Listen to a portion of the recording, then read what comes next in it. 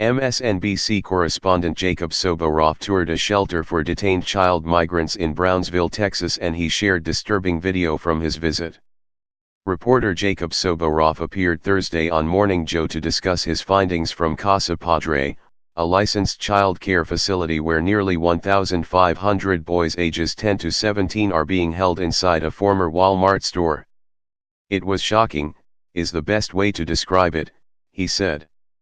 Detainees and visitors are greeted at the facility by a mural of President Donald Trump that features a quote from one of his tweets, "Sometimes by losing a battle you find a new way to win the war." Soboroff was one of the first journalists to visit the shelter, which is operated by the nonprofit Southwest Key organization, since the zero-tolerance separation policy was announced by Attorney General Jeff Sessions. "It's only getting worse there," Soboroff said. "That's because the Trump administration obviously has announced a zero-tolerance policy you were talking about for separating children from their families when they cross the border illegally."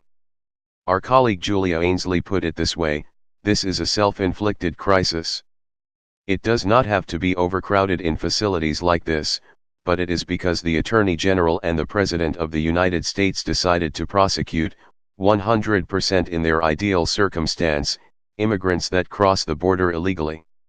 Soboroff said shelter employees asked the news team to smile at the hundreds of migrants in line for a meal, which they eat in rotating shifts, because they feel like animals in a cage being looked at. "They let us in here.